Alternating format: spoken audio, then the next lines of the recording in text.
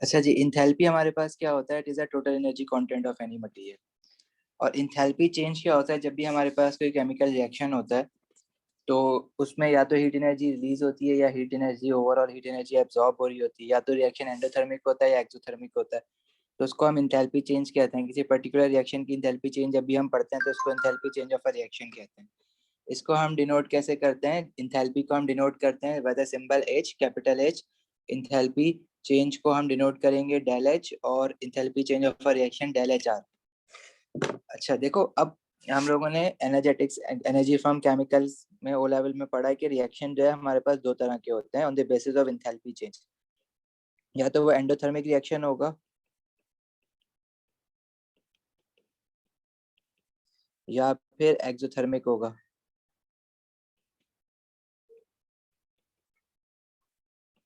Endothermic reaction में क्या होता है कि हीट एनर्जी जो है वो नेट हीट एनर्जी एब्जॉर्ब हो रही होती है। क्या मतलब है एंडोथर्मिक रिएक्शन का? देखो, जब भी कोई केमिकल रिएक्शन होता है हमारे पास, जैसे मैं एक एग्जांपल लूं, CH4 है, वो ऑक्सीजन के साथ बर्न होता है to produce carbon dioxide and water. तो रिएक्टेंट साइड पे हमेशा क्या होती है? Bond breaking. जैसे बचपन में वो लिगोस खेलते थे, जो जो खिलौने होते हैं, ब्लॉक्स जिनको हम कहते हैं। तो वो अगर कोई नई शेप बनाना होता था तो हम पहले जो ऑलरेडी शेप बना हुआ होता था उसको पहले ब्रेक करते थे, फिर दोबारा नया शेप बनाते थे। सिमिलरली हर केमिकल रिएक्शन में रिएक्टेंट साइड पे हमेशा क्या हो रही होती है? Bond breaking. पहले सारे बॉन्ड ब्रेक होंगे, ठीक है। जब बॉन्ड ब्रेक हो जाएंगे रिएक्टेंट साइड पे, तो बॉन्ड ब्रेकिंग के लिए हीट एनर्जी एब्जॉर्ब होती है।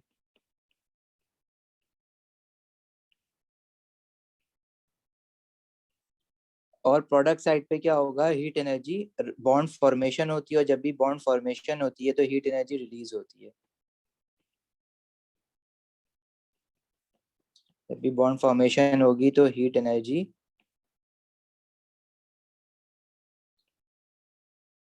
रिलीज होगी। तो अगर बॉन्ड ब्रेकिंग एनर्जी मतलब heat energy absorb during bond breaking अगर ज्यादा है, अगर मैं कहूँ कि बॉन्ड ब्रेकिंग एनर्जी जो कि एनर्जी एब्जॉर्ब्ड है बेसिकली, जिसको मैं कह सकता हूँ कि हीट एनर्जी एब्जॉर्ब, अगर ये ग्रेटर है as compare to bond energy release during bond formation, इसको पहले कैसे ही लिख लेते हैं।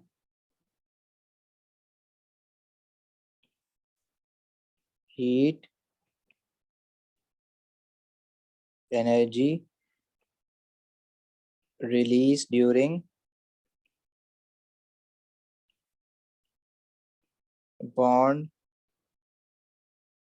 फॉर्मेशन, तो such a type of reaction is known as endothermic reaction. मतलब अगर मैं कहूँ कि bond breaking energy, heat energy absorb during bond breaking जो है वो 500 किलो जूल्स है, और हीट एनर्जी जो रिलीज हो रही है वो सिर्फ 200 किलो जूल्स हो रही है, तो ऐसे टाइप ऑफ रिएक्शन कब ने कहा था? Endothermic reaction.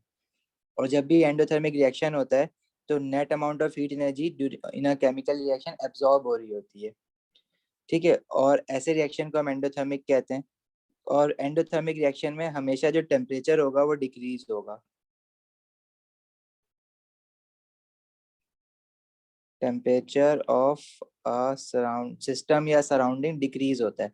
अब सिस्टम और सराउंडिंग बड़ा सा एक वेट कॉन्सेप्ट, मतलब अजीब, इसमें थोड़ी सी मिसकंसेप्शन हुई भी होती है। देखो, हमारे पास जो एनर्जी एब्जॉर्ब हो रही है ना वो बॉन्ड्स के अंदर एब्जॉर्ब हो रही है। अगर मेरे पास एक कंटेनर है जिसके अंदर रिएक्शन हो रहा है, और मैं कह रहा हूँ कि इसमें एंडोथर्मिक रिएक्शन हो रहा है, तो एंडोथर्मिक रिएक्शन का मतलब है हीट एनर्जी एब्जॉर्ब हो जाना कहाँ पे? बॉन्ड्स के अंदर, और रिलीज कम हो रही है। तो बॉन्ड्स के जब एब्जॉर्ब हो जाएगी हीट एनर्जी, तो जहाँ पे थर्मामीटर है, मतलब उन रिएक्टेंट्स के आसपास जो जगह है उसको हम कहते हैं उनकी सराउंडिंग। तो वहां से हीट एनर्जी गायब हो जाएगी, बॉन्ड्स के अंदर चली जाएगी। तो जो हमारा ये चीज है सराउंडिंग, जिसको हम सिस्टम, हम बॉन्ड्स को बोल रहे होते हैं बेसिकली, और बॉन्ड्स के आसपास जो भी स्पेस होता है उसको हम, जिसमें थर्मामीटर डाला हुआ है, उसको सराउंडिंग कह रहे होते हैं।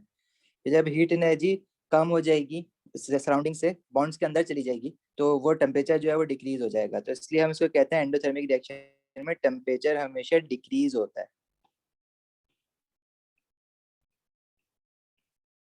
ठीक है। और एंडोथर्मिक रिएक्शन का जो इंथैल्पी चेंज होता है del H is always positive. किसी भी रिएक्शन में देखो क्या होता है सबसे पहले। अच्छा, अब इसी का अगर मैं एक्सोथर्मिक रिएक्शन के लिए यही सारी बातें करूं तो एक्सोथर्मिक रिएक्शन में उल्टा हो जाएगा कि heat energy release during bond formation जो रिलीज हो रही है वो बड़ी होती है as compare to heat energy absorb during bond breaking. तो सब कुछ ऐसा ही रहेगा, बस ये चीज सिर्फ चेंज हो जाएगी कि हीट एनर्जी रिलीज ज्यादा हो रही है और एब्जॉर्ब कम हो रही होती है। तो इसको फिर हम यूं करके लिख सकते हैं कि heat energy release during bond formation, जैसे रिलीज मैं कह रहा हूँ कि इस बार 1000 किलो जूल्स हो रही है, लेकिन एब्जॉर्ब जो है वो सिर्फ 300 किलो जूल्स हो रही है। तो 700 किलो जूल्स की हीट एनर्जी रिलीज हो जाएगी, वो हम नेगेटिव में लिखते हैं। जैसे एंडोथर्मिक में 300 किलो जूल्स की नेट एनर्जी जो है वो एब्जॉर्ब हो रही थी, जिसको हम प्लस में लिखते हैं। तो इसमें क्या होता है, अब बॉन्ड से एनर्जी निकल के बाहर आ गई है तो हम कहते हैं कि टेम्परेचर जो है वो इंक्रीज हो गया। तो एक्सोथर्मिक रिएक्शन में टेम्परेचर इंक्रीज हो जाता है।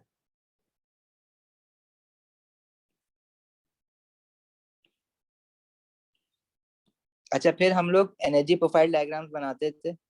एनर्जी प्रोफाइल डायग्राम्स क्या होती हैं, जिसमें हम शो करते हैं कि एंथैल्पी ऑफ अ रिएक्टेंट और प्रोडक्ट के लेवल क्या है ड्यूरिंग अ केमिकल रिएक्शन। तो इसको हम एनर्जी प्रोफाइल डायग्राम भी कहते हैं, एंथैल्पी प्रोफाइल डायग्राम भी कहते हैं। एंथैल्पी या एनर्जी प्रोफाइल डायग्राम। तो किसी भी रिएक्शन में पहले रिएक्टेंट होंगे और रिएक्टेंट जो है वो प्रोडक्ट में कन्वर्ट हो रहे होंगे। तो अगर कोई भी रिएक्शन हो रहा है तो एक्स एक्सिस पे हमने दिखाया प्रोग्रेस ऑफ अ रिएक्शन, मतलब पहले रिएक्शन में रिएक्टेंट्स होंगे और फिर जो है वो कन्वर्ट हो जाएंगे प्रोडक्ट में, तो उसको हम कहते हैं प्रोग्रेस ऑफ अ रिएक्शन। और वाई एक्सिस पे हम दिखा रहे हैं एंथैल्पी।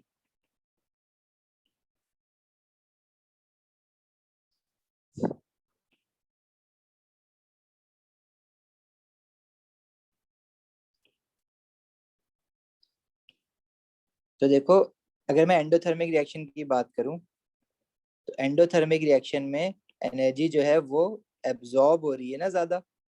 तो जो रिएक्टेंट जब प्रोडक्ट में कन्वर्ट होगा तो पहले तो लेफ्ट पे रिएक्टेंट होगा, और जब रिएक्टेंट प्रोडक्ट में कन्वर्ट होगा तो वो हाई एनर्जी पे चला जाएगा क्योंकि उसने एनर्जी रिलीज कम की है रिएक्टेंट ने, और प्रोडक्ट बनने के लिए एब्जॉर्ब ज्यादा कर लिए। तो प्रोडक्ट जो है वो हाई एनर्जी लेवल पे हो जाते हैं देन रिएक्टेंट। इस एनर्जी प्रोफाइल डायग्राम में जो प्रोडक्ट जहाँ पे है उसको हम एंथैल्पी ऑफ अ प्रोडक्ट हो गया, ये एंथैल्पी ऑफ अ रिएक्टेंट हो गया। और जो इनका एंथैल्पी चेंज होता है, क्योंकि इसको मैं एरो अपवर्ड्स करके बनाऊंगा क्योंकि इंक्रीज इन एंथैल्पी हो रहा है, डेल एच इज पॉजिटिव। और इसमें रिएक्टेंट से प्रोडक्ट तक जो चीज होती है, जो एरो बनता है, उसको हम क्या कहते थे, एक्टिवेशन एनर्जी। ये हमने रिएक्शन काइनेटिक्स में भी एक बार पढ़ा हुआ है, एंथैल्पी प्रोफाइल डायग्राम। इसी तरह अगर मैं एक्सोथर्मिक रिएक्शन की बात करूं तो एक्सोथर्मिक रिएक्शन में प्रोडक्ट अपना क्या कहते हैं लो एनर्जी लेवल पे चले जाते हैं। तो प्रोग्रेस ऑफ रिएक्शन में आएगा तो रिएक्टेंट पहले रिएक्टेंट प्रोडक्ट में कन्वर्ट हो रहा है ना, लेकिन जब प्रोडक्ट बनेगा तो this will be at a low energy level than reactant. This is enthalpy of reactant and this is enthalpy of product. और इसका एंथैल्पी चेंज अगर हम देखें तो वो फिर एरो डाउनवर्ड्स बनेगा क्योंकि एंथैल्पी डिक्रीज हो रही है तो एंथैल्पी चेंज नेगेटिव हो जाएगा। और इसकी एक्टिवेशन एनर्जी रिएक्टेंट से पीक तक ये होगी। This is also activation energy. सही है, यहाँ तक तो कोई मसला नहीं है। ये हम लोग ऑलरेडी ओ लेवल में पहले भी पढ़ चुके हुए होते हैं। तो on the basis of enthalpy change we have two types of reaction, either endothermic or exothermic।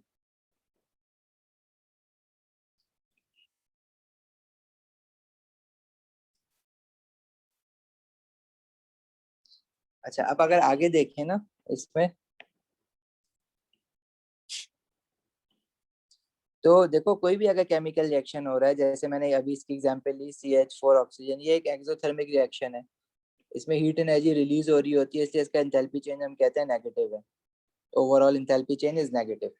तो इसका जो एंथैल्पी चेंज है इसको हम कह रहे हैं enthalpy change of a reaction, del H R. अब इसकी कोई एक पर्टिकुलर वैल्यू होगी, मीथेन जब ऑक्सीजन में बर्न हो रहा है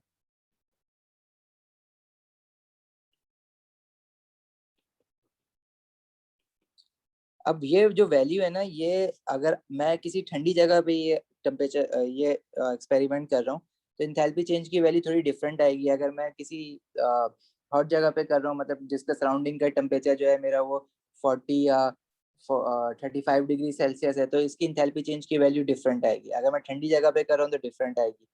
इसलिए यूनिफॉर्मिटी मेंटेन करने के लिए हम लोग क्या करते हैं, स्टैंडर्ड कंडीशंस पे इंथैल्पी चेंज निकाल के उनको हम आगे यूज करेंगे। तो वो जो स्टैंडर्ड कंडीशंस पे हम enthalpy change of a reaction निकालेंगे उसको हम बोलेंगे standard enthalpy change of a reaction.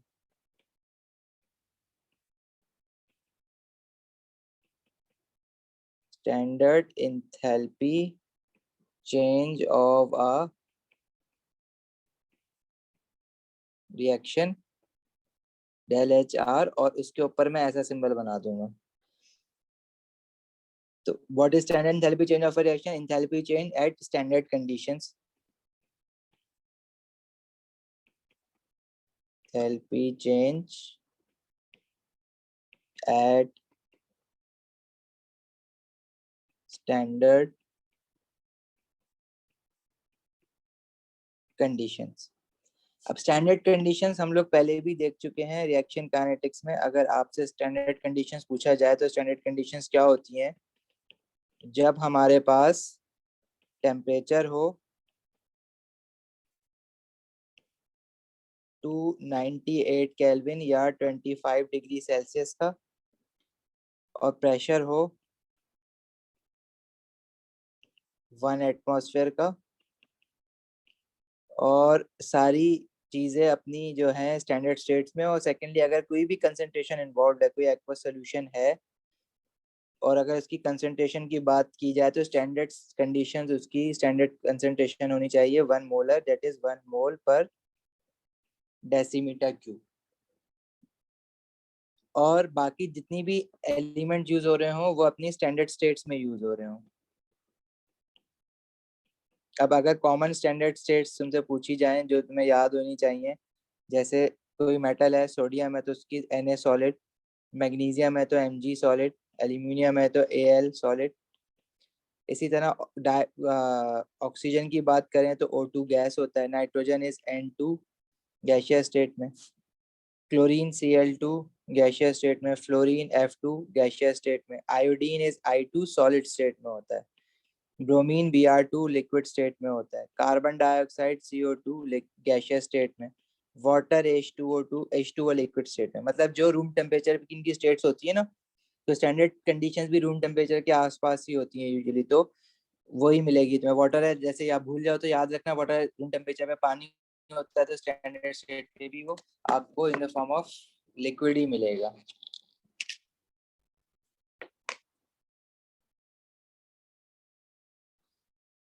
अच्छा, इसके अलावा आगे अगर चलें इसमें,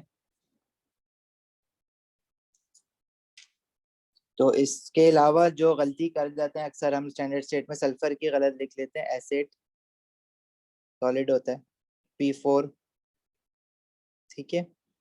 फास्फोरस की P4 होती है, वो हम भूल जाते हैं, वो P लिख देते हैं सिर्फ अक्सर। बाकी जो जो आती जाएंगी, जैसे कार्बन है, कार्बन सॉलिड होता है, लेकिन कार्बन के कौन सा एलोट्रोप जो होता है स्टैंडर्ड स्टेट में शामिल होता है? Graphite.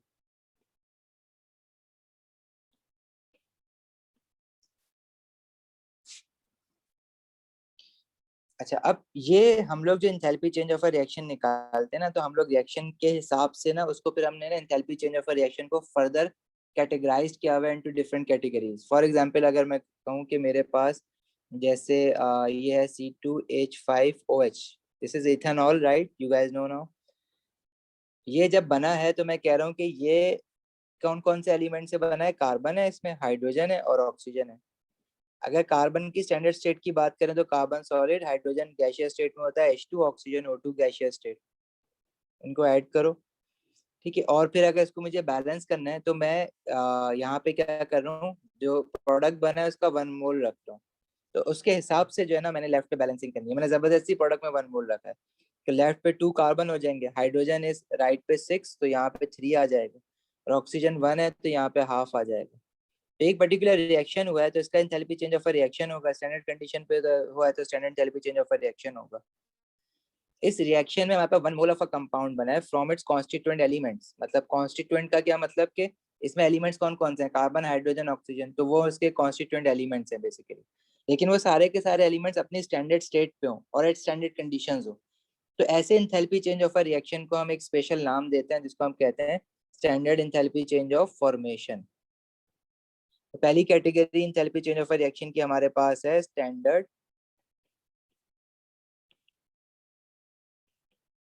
Enthalpy change of formation, और उसको हम डिनोट करते हैं स्मॉल एफ से और स्टैंडर्ड का सिंबल इस तरह से।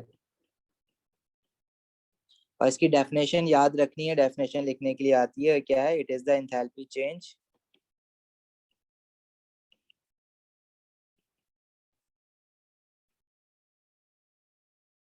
when 1 mole of a compound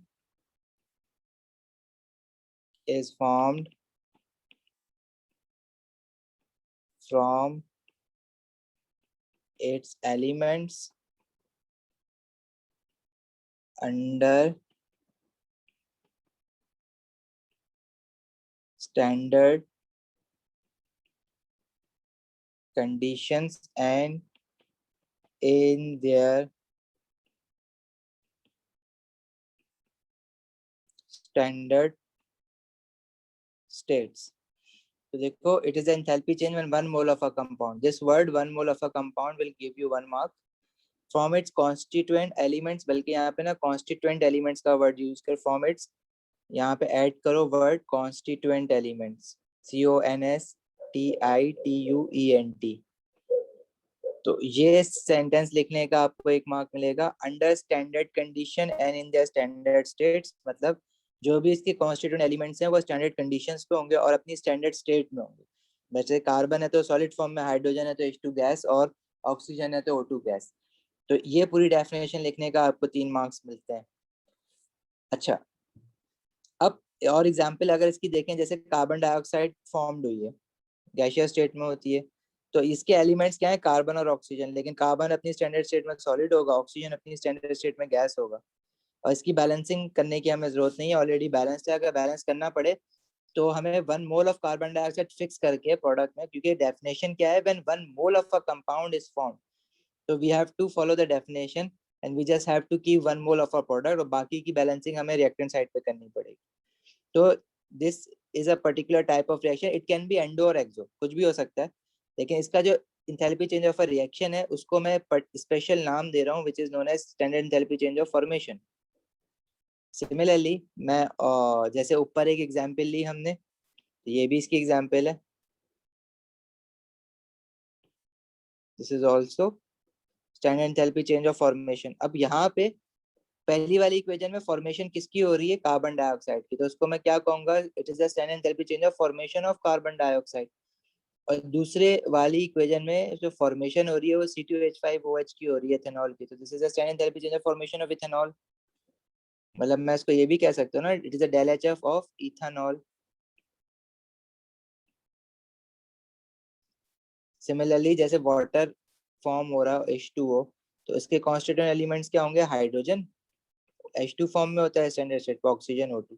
अब यहाँ पे तो इसका 1 मोल ही रखना है, बाकी की सारी बैलेंसिंग आपको लेफ्ट साइड पे करनी है। हाइड्रोजन H2 है, ऑक्सीजन राइट पे 1 है, तो लेफ्ट पे 1 बनाने के लिए सबसे बेस्ट काम ये कि मैं इसको हाफ कर दूं। तो this particular standard enthalpy change of a reaction would be called as standard enthalpy change of formation of water. अब it these can be exothermic और endothermic ना, अभी कुछ भी हो सकते हैं। जैसे एक और मैं एग्जांपल लूं, जैसे लेट्स से H2SO4 ये फॉर्म हुआ है, ठीक है। अब मैं कह रहा हूँ कि ये जो है वो लिक्विड फॉर्म में फॉर्म हुआ है, तो इसकी हाइड्रोजन गैसियस स्टेट में, इसमें और क्या है, सल्फर है, सल्फर। अब एसिड लिखो आप, सॉलिड, ऑक्सीजन O2। अच्छा, सल्फर के थोड़ा सा आपको डिफरेंस ये मिलेगा कि सल्फर का अक्सर वो एस भी लिख देता है, तो वो इक्वेशन में कभी कभार खुद भी देता है तो उसमें एसिड लिखता है, और कभी कभार खुद इक्वेशन देता है उसमें एस लिखता है। तो अगर उसने एस लिखा हुआ है तो आपने ऐसे ही लिखना है, अगर वो आपको खुद बनाने के लिए कह रहा है तो you have to should remember that sulphur is acid और आपने एसिड लिख के काम स्टार्ट करना है।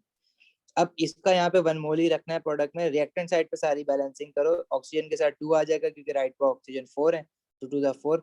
सल्फर राइट पे 1 है तो यहाँ पे 1 बनाने के लिए 1/8, और हाइड्रोजन राइट पे 2 है, लेफ्ट पे भी 2 है, ऑलरेडी बैलेंस्ड है। So this standard enthalpy change of a reaction is standard enthalpy change of formation of sulphuric acid H2SO4। सही है? कोई सवाल किसी का यहाँ तक? Isha, Maryam?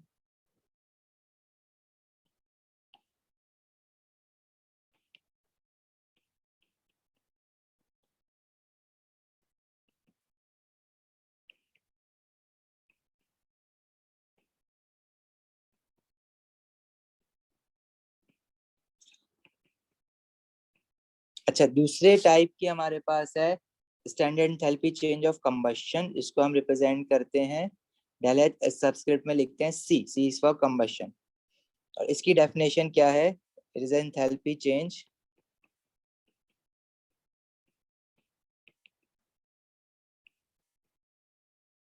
is a enthalpy change when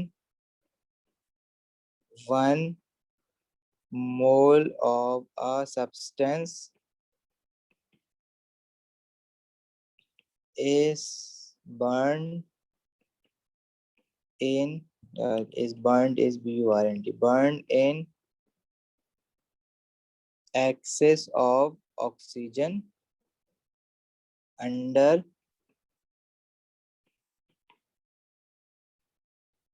standard state and under standard conditions and in their standard states। अच्छा देखो यहाँ पे 1 मोल ऑफ अ कंपाउंड नहीं कहा, सब्सटेंस का है। सब्सटेंस क्यों कहा गया है? क्योंकि जरूरी नहीं है कि कंपाउंड ही बर्न हो, कोई एलिमेंट भी बर्न हो सकता है। अभी मैं बताता हूँ कैसे। अच्छा, is burn in excess of oxygen, excess of oxygen लिखने का भी यहाँ पे एक मार्क है। एक 1 mole of a substance burn in excess of oxygen under standard condition and in the standard states. तो देखो, अब जैसे फॉर एग्जांपल मेरे पास ये है मीथेन CH4 ऑक्सीजन, इसके साथ बर्न हो रहा है to produce carbon dioxide and water. As per definition 1 mole of a substance is burn. तो मीथेन के साथ 1 मोल ही रखना है, बाकी की सारी बैलेंसिंग आपने दूसरी साइड पे करनी है। मतलब दूसरी साइड पे ऑक्सीजन है, मीथेन का 1 मोल आपने नहीं छेड़ना है। So this is standard enthalpy change of this particular type of standard enthalpy change of a reaction is given a special name which is known as standard enthalpy change of combustion, and in this particular reaction this standard enthalpy change of combustion is for methane CH4. So this can be called as standard enthalpy change of combustion of methane। अब जैसे for example मैं substance इसलिए कह रहा हूँ, compound इसलिए नहीं कह रहा कि लेट्स से अगर सिर्फ कार्बन जल रहा है तो we can not call carbon a compound, right? But we can call carbon a substance. तो now 1 mole of a substance या 1 mole of a carbon is burn in excess of oxygen. तो balancing आपने carbon के साथ 1 मोल रखना है, बाकी सारी की सारी बैलेंसिंग आपने दूसरों के साथ करनी है। तो this is standard enthalpy change of combustion of carbon. अच्छा, इसको अगर इसी इक्वेशन को अगर गौर से देखो तो ये वाली डेफिनेशन भी सेटिस्फाई कर रही है। When 1 mole of a compound is formed from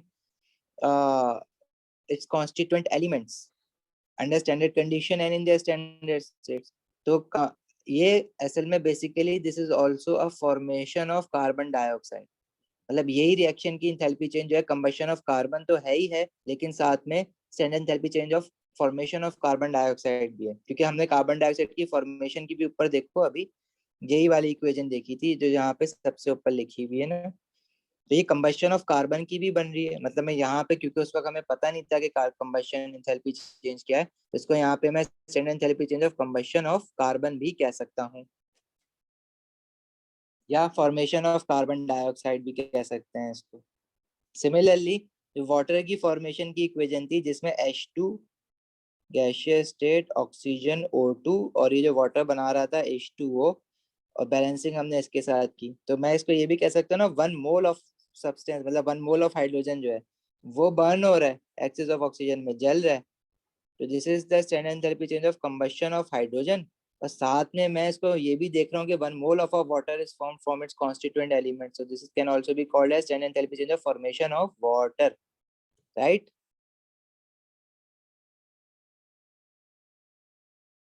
समझ आती है यहाँ तक बात? कोई सवाल कुछ पूछना हो? ऑफ रिएक्शन है मतलब ये और भी जो different types of enthalpy change of reactions हमारे पास हैं वो हम आगे आगे भी पढ़ते जाएंगे। अभी हमने देखा है फॉर्मेशन और कंबशन। अगर मुझे ये निकालना है ना कि ये निकाल कैसे रहे हैं प्रैक्टिकली, तो लेट्स से अगर मैं बात करूँ ना न्यूट्रलाइजेशन रिएक्शन की, तो basically what I am trying to do is to find the enthalpy change और measure the enthalpy change of a certain reaction, that's measuring enthalpy changes. तो प्रैक्टिकली जो आपके प्रैक्टिकल्स का भी पार्ट है कि मैं ऐसे 2 रिएक्शन है जिनकी एंथैल्पी चेंज मेजर कर सकता हूँ। एक तो है न्यूट्रलाइजेशन रिएक्शन।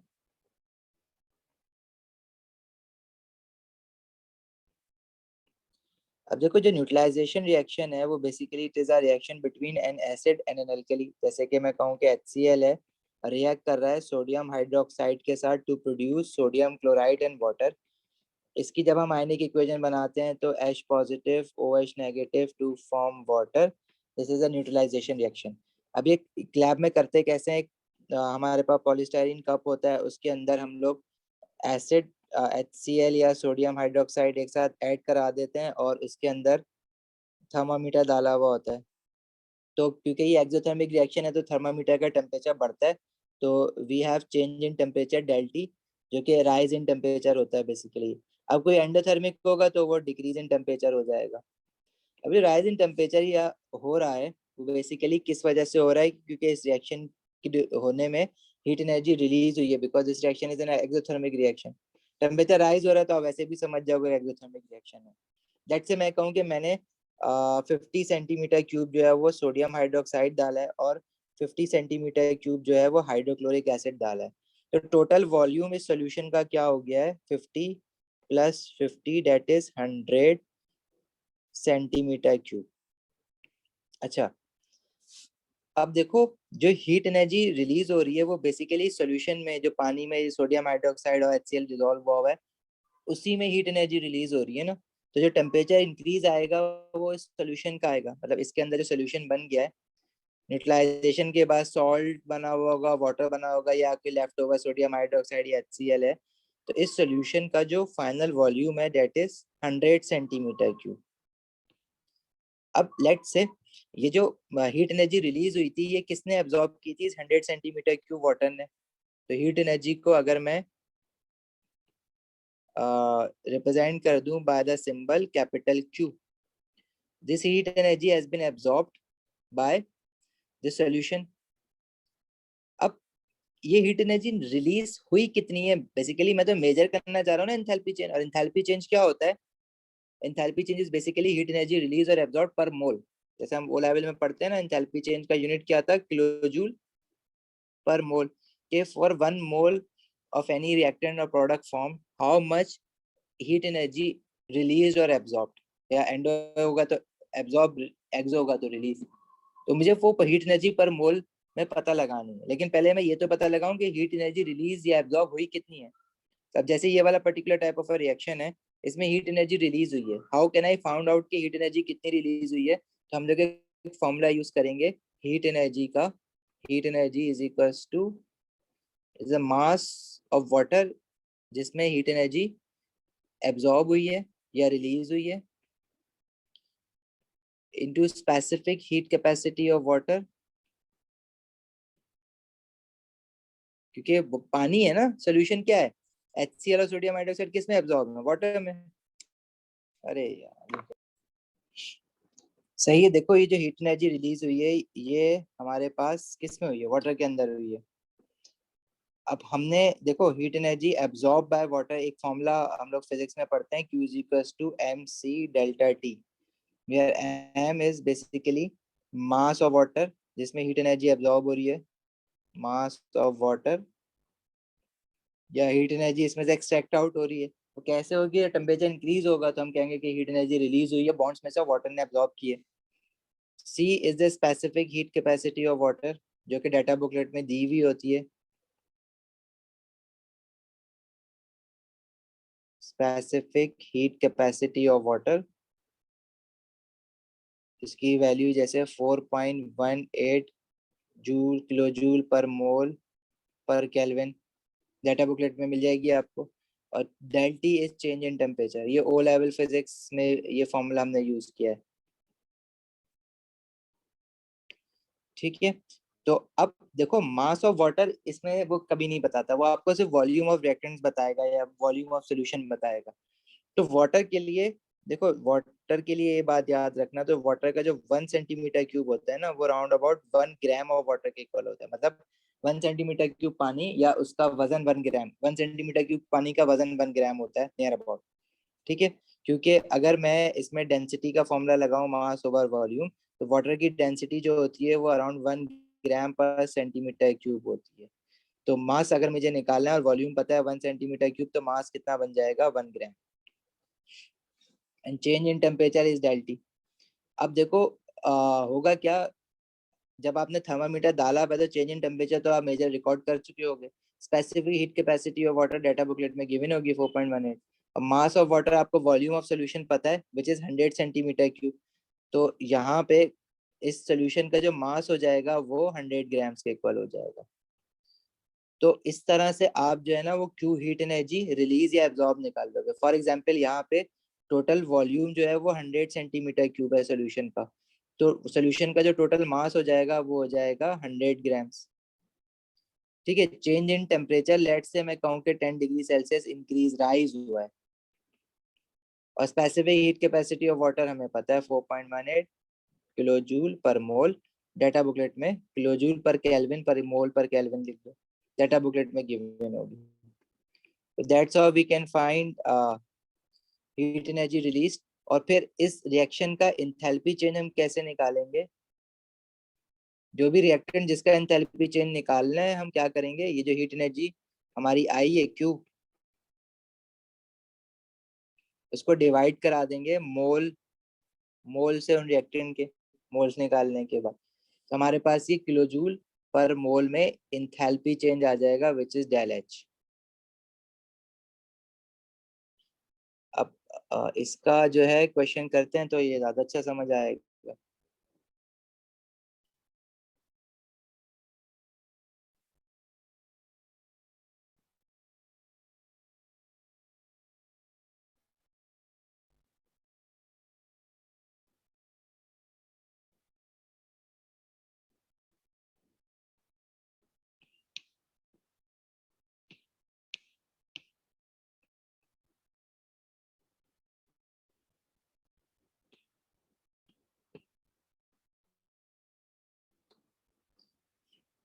ऐसे this question says 25 centimetre cube of 1 mole per decimetre cube of HCl। जो इसमें HCl है वो कितना है, उसका वॉल्यूम है 25 सेंटीमीटर क्यूब, और उसकी कंसेंट्रेशन है 1 mole per decimetre cube, was neutralised by 25 centimetre cube of sodium hydroxide. मतलब HCl के अंदर सोडियम हाइड्रोक्साइड डाला है और उसका वॉल्यूम भी 25 सेंटीमीटर क्यूब डाला है, और उसकी जो कंसेंट्रेशन है वो भी हमें 1 मोल पर डेसीमीटर क्यूब दी हुई है। The temperature was increase by 5 degree Celsius. तो टेम्परेचर चेंज इन टेम्परेचर दिया हुआ है 5 degree Celsius. Calculate the enthalpy change of neutralisation. तो and this enthalpy change is called as enthalpy change of neutralisation. जैसे formation पढ़ा, combustion पढ़ा, तो इस particular type of enthalpy change को हम कहते हैं स्टैंडर्ड एंथैल्पी चेंज और न्यूट्रलाइजेशन। और इसकी डेफिनेशन भी हम लोग बना सकते हैं, या आगे भी पढ़ेंगे हम लोग न्यूट्रलाइजेशन की। अगर डेफिनेशन बनानी है बल्कि यहीं लिख लो, पढ़नी तो है आगे वैसे भी। Enthalpy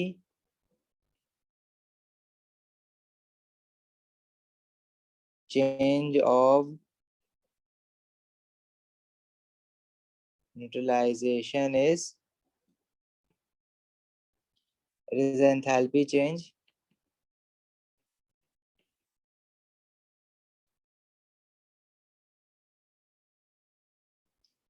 when 1 mole of water is formed by a reaction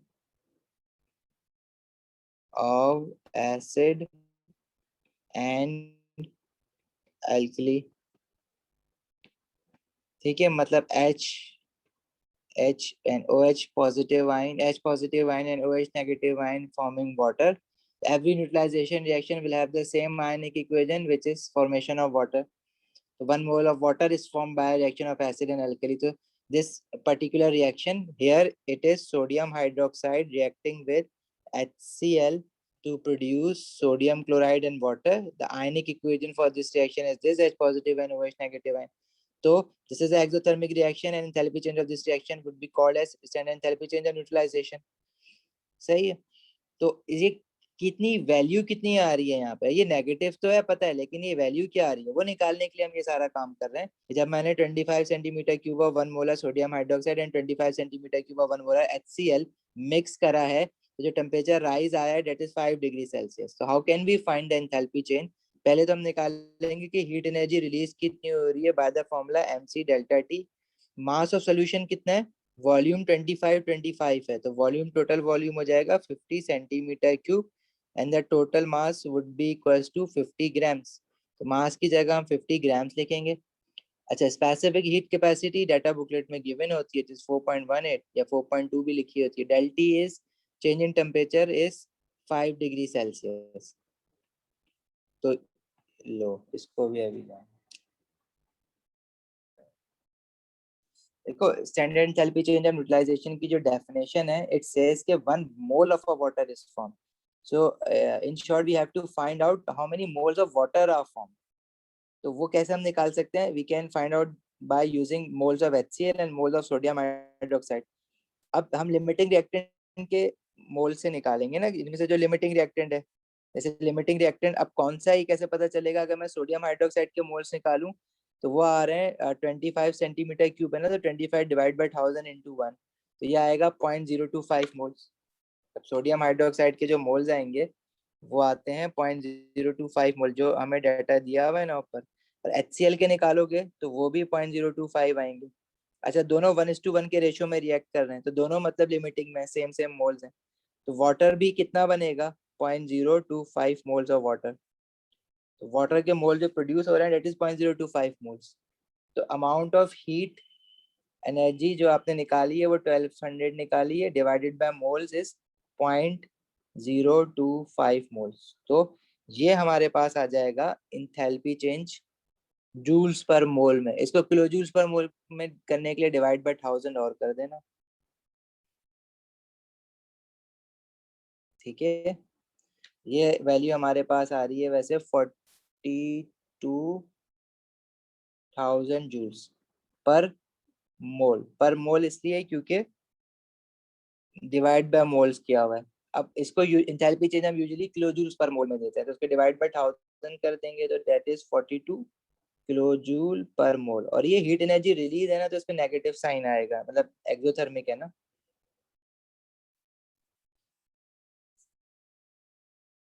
समझ आई बात?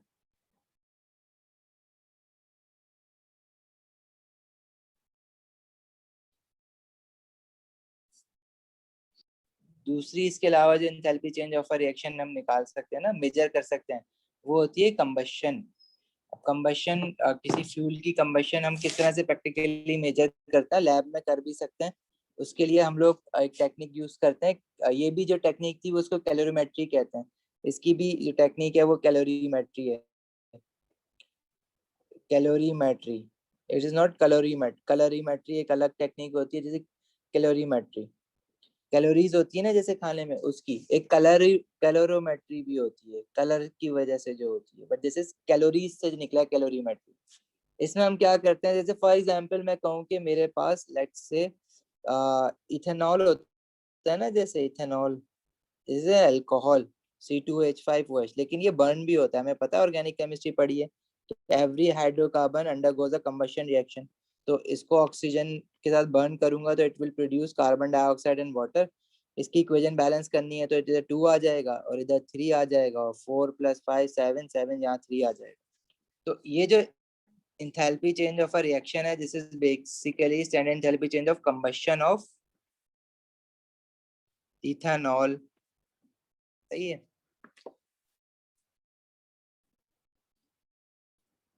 अच्छा, तो ये इस तरह से दोबारा देख लो इस इक्वेशन को। हम बेसिकली टेक्निक जो यूज कर रहे हैं ना, वो यूज कर रहे हैं calorimetry to measure the standard enthalpy change of combustion. और किस चीज की हम एग्जांपल ले रहे हैं? इथेनॉल की C2H5OH, क्योंकि because it is a hydrocarbon, it will combust to form carbon dioxide and water, and this reaction is an exothermic reaction which will release heat energy, and this particular standard enthalpy change of a reaction is standard enthalpy change of combustion of what? Ethanol. ठीक है, we have to measure this value as in practically. तो what will we do is, अच्छा इसको balance तुम लोग पता है कैसे कर सकते हो, 2 and this 3 और 4 7 7 या 3, क्योंकि एक ऑक्सीजन ऑलरेडी यहाँ पे है। अच्छा, इसको हम लोग किस तरह से कर सकते हैं? देखो कैलोरीमेट्रिक टेक्निक है। जैसे फॉर एग्जांपल मेरे पास एक कंटेनर है, इसके अंदर वाटर है। अब मैं एक नोन मास ऑफ वाटर मैंने इसमें लिया हुआ है, ठीक है, this is water and the mass of water is, let's say अपनी मर्जी से कुछ भी 500 ग्राम ले लो, कुछ भी ले लो। अच्छा, इसके नीचे ना मैंने एक वो लगाया हुआ है, बर्नर, कुछ इस तरह का बर्नर है। इसके अंदर ना मैंने इथेनॉल भरा हुआ है, और इसके अंदर एक विक डाल दिया। विक क्या होती है? जैसे दिया देखा है ना आप लोगों ने जलता हुआ, उसके अंदर वो एक कॉटन की एक रुई टाइप की, बट टाइप की एक लंबी सी वो रस्सी होती है, वो डाल दो तो उसमें क्या होता है, इथेनॉल सोक होके ऊपर आ जाता है, और उसका आगे फ्रंट पे माउथ एंड दूसरे एंड पे आप आग लगा दो तो वो जलता रहेगा। तो ये जब जलेगा तो बेसिकली ये हीट प्रोड्यूस करेगा। और ये हीट क्यों प्रोड्यूस हो रही है? क्योंकि इथेनॉल जो C2H5OH है वो कंबशन हो रही है, उसकी उसकी जो हीट एनर्जी रिलीज होगी वो वाटर एब्जॉर्ब करेगा। जब वो वाटर एब्जॉर्ब करेगा तो वाटर का there will be a rise in temperature of water, क्योंकि वो हीट एनर्जी एब्जॉर्ब कर रहा है, क्यों? ठीक है, तो वाटर का राइज इन टेम्परेचर मेजर करने के लिए आपने डाला हुआ है थर्मामीटर। तो बेसिकली आप जो टेम्परेचर चेंज है ना, या राइज इन टेम्परेचर जो है, आप थर्मामीटर से वो बहुत सक्सेसफुली मेजर कर लोगे। लेट्स से मैं कहूँ कि वो राइज इन टेम्परेचर जो आया है वो आया है 30 डिग्री सेल्सियस का। मास ऑफ वाटर, जो भी आपने वाटर का मास लिया है वो आपने मेजर करके लिया है, वो आपने 500 ग्राम लिया हुआ है। You know the specific heat capacity of water 4.2 या 4.18 किलो जूल पर मोल पर केल्विन। ठीक है, तो आप इससे बहुत इजीली जो है वो क्या कहते हैं, क्या, अच्छा this is not kilo joule, मैंने शायद पीछे भी किलो जूल लिखवा दिया, 4.18 जूल्स पर मोल पर केल्विन। ठीक है, ये करेक्शन कर लेना पीछे भी, जैसे जूल्स पर मोल पर केल्विन। अब डेटा बुकलेट में एग्जैक्ट वैल्यू और यूनिट आपके पास होता है। आपने हीट एनर्जी जो पानी एब्जॉर्ब कर रहा है ना वो निकालनी है, MC डेल्टा T करके निकाल लोगे। उसके बाद आपने क्या पता लगाना है कि जो आपने इथेनॉल लिया था ना, हम बेसिकली वाटर में तो हमारा कोई रिएक्टेंट है ही नहीं, हमारा जो असल रिएक्टेंट है वो तो नीचे है जो कि बर्न हो रहा है। तो ये जो मास ऑफ इथेनॉल बर्न हुआ है ना, आपने ये मास ऑफ इथेनॉल पता लगाना है। मतलब पता कैसे लगाना है? आप जितना भी इथेनॉल लोगे वो सारा का सारा बर्न हो गया, तो आपने बर्न करने से पहले वो मेजर करके रखा हुआ है। तो you should know the mass of ethanol. तो मोल्स ऑफ इथेनॉल आप बहुत इजीली निकाल सकते हो उससे। अगर आपको मास पता है इथेनॉल का, आप इथेनॉल के मॉलिक्यूलर मास से डिवाइड करोगे, मोल्स आ जाएंगे। इथेनॉल जब बर्न हुआ है तो हीट एनर्जी कितनी रिलीज हुई है, वो आपने Q = MC डेल्टा T, जो पानी गर्म हो रहा है उसके बर्निंग होने की वजह से, उसके फ्लेम की वजह से, वो आपने हीट एनर्जी निकाल दी। तो enthalpy change of combustion of ethanol कैसे निकलेगा फिर? Q divided by moles of ethanol burn. Q क्या है? Heat energy release on the burning of ethanol divided by amount of moles of ethanol that has been burn. Moles of enthalpy का लिख दिया, moles of ethanol. सही है sir. ये इसमें data team में मास हम कौन से लेंगे? मास इसमें पूछ रहे हो? Moles is equal to mass over MR में? सर एंथैल्पी वाला जो है ना, ये जब हम लोग इसका निकालेंगे इथेनॉल MC का, तो डेल्टा T Q वाला? = MC डेल्टा। ये मास ऑफ वाटर बर्न, जो हीटेड, जो ऊपर मास ऑफ वाटर हीट कर रहे हो ना, उसका मास लेंगे। यही कंफ्यूजन होती है कि एमआर निकालते वक्त हम इथेनॉल का मास लेंगे। देखो बेसिकली वाटर का हमारे पास इस रिएक्शन से कोई काम नहीं है, ताल्लुक नहीं है।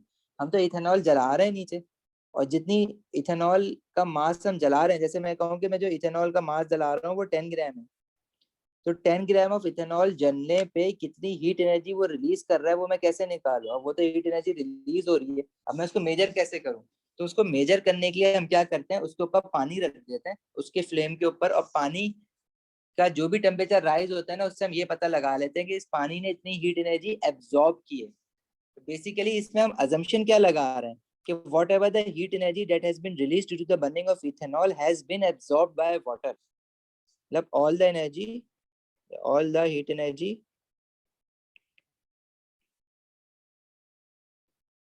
released by combustion of ethanol is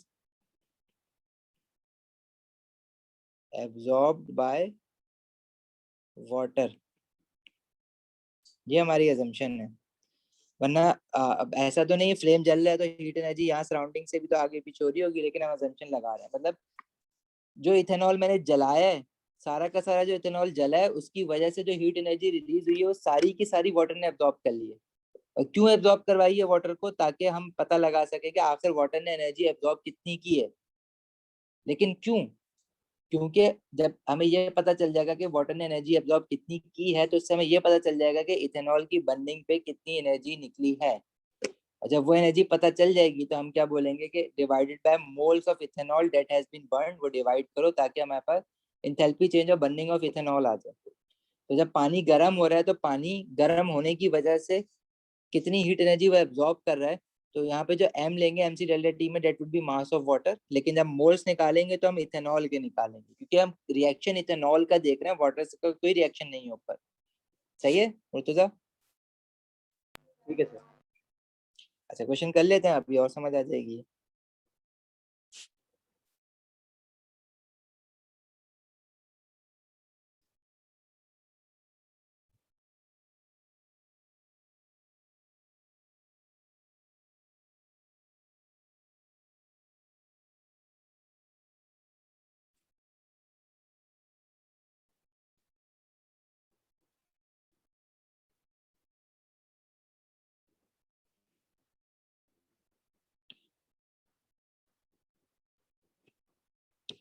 जैसे एक क्वेश्चन है, it says के 0.16 gram of methanol was born in a spirit burner. वो जो नीचे हमने ये लगाया हुआ था ना बीकर के नीचे, इस तरह से दिया जिसको मैं कह रहा था, वो स्पिरिट बर्नर भी कहलाता है। वो जो शादियों में पहले नहीं नीचे लगा हुआ होता था, उसमें भी यही रुई दली हुई होती थी, वो जलता रहता था, से स्पिरिट बर्नर।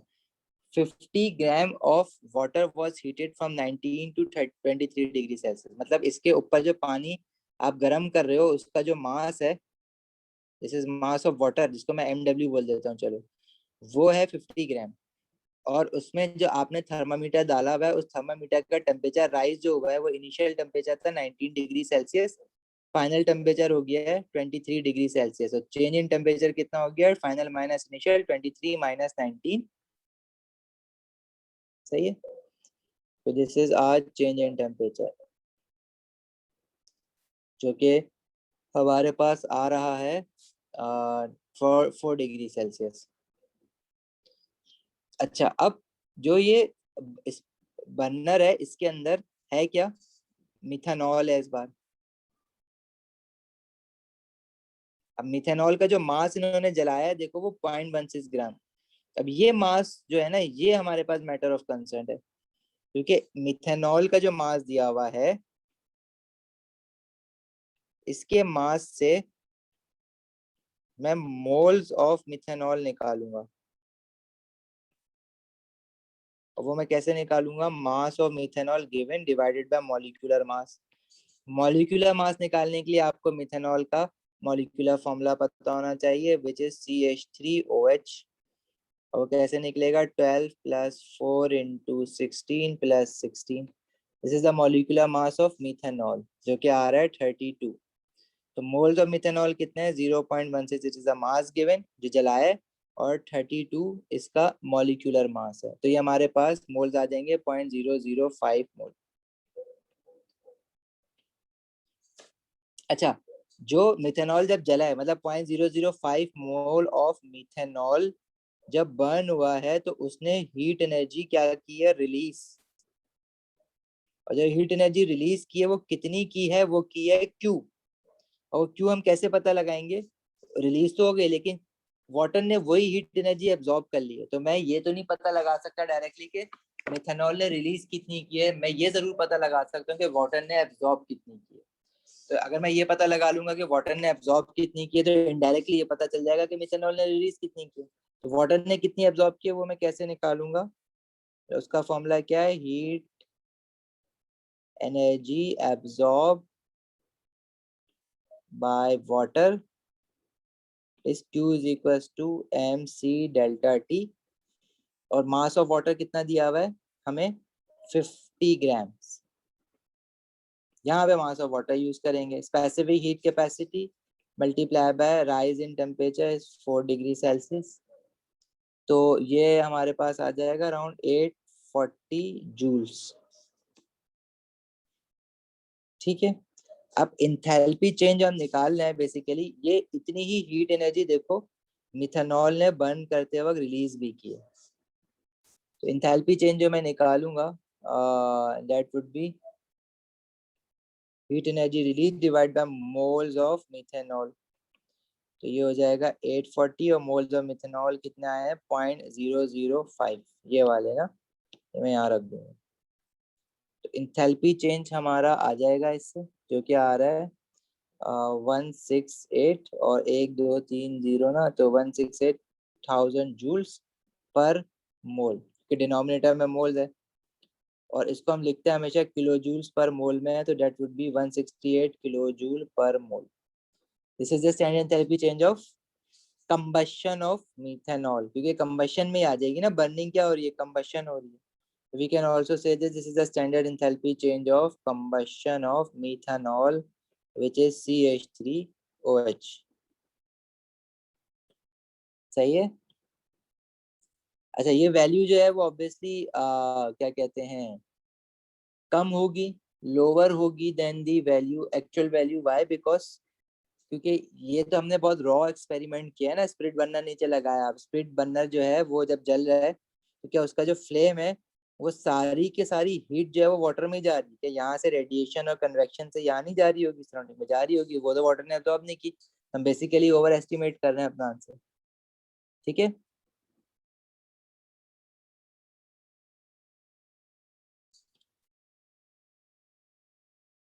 अच्छा अभी देखो एक तो ये वाला क्वेश्चन, और आई थिंक दिस वन,